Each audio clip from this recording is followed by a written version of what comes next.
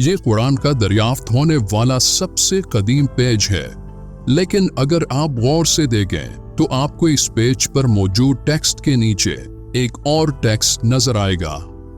Researchers نے معلوم کیا کہ اس سے بھی قدیم ایک قرآنی نسخہ موجود تھا، جسے اس ٹیکسٹ کے نیچے لکھ کر بعد میں مٹایا گیا اور اس کی جگہ یہ ٹیکسٹ لکھا گیا۔ جب ان پر ریسرچ کی گئی تو معلوم ہوا کہ نیچے والے ٹیکسٹ میں کچھ الفاظوں کو ایڈ کیا گیا تھا اور کچھ کو ریموو کیا گیا۔ اب سوچنے کی بات یہ ہے کہ قرآن کے ان الفاظوں کو کیوں ختم کیا گیا اور ان کی جگہ ان نئے الفاظوں کو کیوں لکھا گیا؟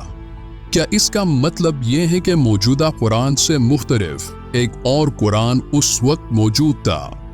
یہ قرآن کی سب سے بڑی دریافت کی کہانی ہے، جسے جاننے کے لیے آپ یہ ویڈیو مکمل دیکھیں، کیونکہ آج کا ٹاپک انتہائی اہم اور حساس ہے، جسے مکمل سمجھنا نہایت ضروری ہے۔ ہر ایک مسلمان قرآن کریم کو اللہ کا کلام مانتا ہے، لیکن تاریخ دانوں کے نزدیک قرآن اسلام کے آغاز اور بہت ساری معلومات کو جاننے کا ایک اہم ذریعہ ہے۔ سینکڑوں سالوں سے تاریخ دان ایک ہی قرآن کو اسٹڈی کرتے تھے، لیکن 1970 میں مشہور سنا مینوسکرپٹ نے یہ سب تبدیل کر کے رکھ دیا۔ 1972 میں یمن کے سنا مسجد کی تعمیر و توسیع کے دوران وہاں کام کرنے والے مزدوروں کو کئی قدیم دستاویزات ملے جنہیں ہاتھ سے لکھا گیا تھا۔ اس وقت ان کو یہ معلوم نہیں تھا کہ ان کی وہ کھوج تاریخ کی ایک بہت بڑی کھوج بننے جا رہی ہے۔ ممکن تھا کہ دنیا اس کے بارے میں بھول جاتی اگر ایک شخص قاضی اسماعیل الاقویٰ کو وہ نام مل دے۔ تب اس کو ان دستاویزات کی اہمیت کا اندازہ ہو چکا تھا اور اس نے دن رات اس پر کام کرنا شروع کیا، جنہیں اسٹڈی کر کے معلوم کیا گیا کہ یہ ہجرت کے پہلے سال لکھے گئے تھے، جبکہ کچھ کا ماننا تھا کہ یہ حضرت محمد صلی اللہ علیہ وآلہ وسلم کی وفات کے 10 سے 15 سال بعد لکھے گئے تھے۔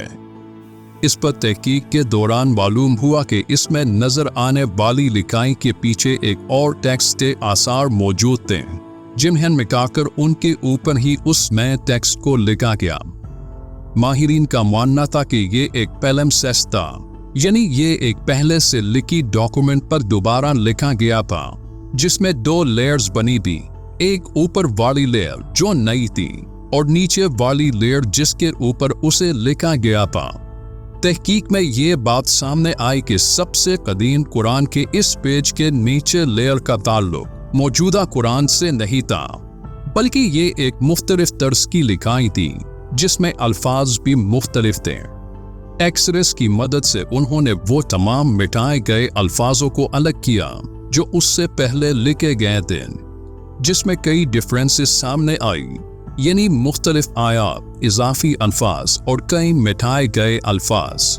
یہ خبر ان لوگوں تک بھی پہنچی جو اسلام کے شدید مخالف تھے، اور تب انہوں نے اس واقعے کو اسلام کے خلاف استعمال کرنا شروع کیا کہ قرآن تو ایک میں ہی 2 ہیں، جس میں بھی من پسند تبدیلیاں کی گئیں۔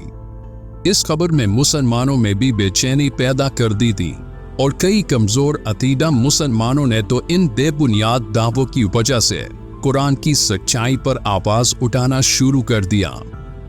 حضرت عثمان رضی اللہ تعالیٰ عنہ کے دور میں جب قرآن کو ایک کتاب کی صورت میں اکٹھا کیا گیا تو اس وقت قرآن کے کئی ورژنز تھے، جن میں 2 مشہور صحابہ کے نام سے منسوب تھے، عبداللہ بن ابی مسعود اور عبید بن ابی کعب۔ ورژن سے مراد یہ نہیں کہ قرآن کو بائبل کی طرح الگ الگ لکھا گیا تھا، بلکہ اس میں کچھ معمولی تبدیلیاں ہوتی، جیسے کہ کہیں کسی لفظ کو اس جگہ کی زبان کی مناسبت سے لکھا گیا، یعنی ان لوگوں کے تلفظ کے لحاظ سے، یا کچھ لفظوں کو معنی کے لحاظ سے اس کے مطابق کسی اور لفظ سے تبدیل کیا گیا، جس سے اس لفظ کے معنی پر فرق نہیں پڑتا تھا۔ اسلامی سلطنت کے مختلف شہروں میں قرآن کے کئی مختلف ورژنز موجود تھے۔ حضرت عثمان رضی اللہ تعالیٰ عنہ نے ان سب کو ایک جگہ اکٹھا کیا اور قرآن کو ایک سنگل کتاب میں لکھ کر باقی تمام ورژنز کو ختم کر دیا۔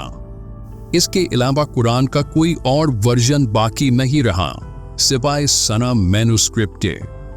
कई उलमा के मुताबिक हजरत मोहम्मद सल्लल्लाहु अलैहि वसल्लम की वफात के बाद कई लोगों ने कुरान की नकल तैयार की थी और मुमकिन है कि उसी नकल को मिटाकर उसकी जगह असल कुरानी आयात को लिखा गया जिसकी ट्रेसेस बाकी रह गई थी, या फिर वो नकल वक्त के साथ साथ खत्म हो गया और उसके ऊपर असल कुरानी आयात को लिखा गया था।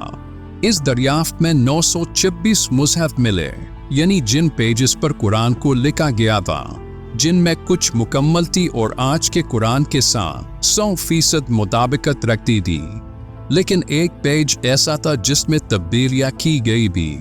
अब एतराज करने वालों ने 925 पेजेस को, जो कि असल कुरान ही था, उसको छोड़कर उस एक सिंगल पेज को बुनियाद बनाकर पेश किया, जिसमें ऊपर का टेक्स्ट वही था जो असल कुरान है, लेकिन जिसके नीचे मिटाए गए अल्फाजों के ट्रेस हैं जिनमें तब्दीलियां की गई थी।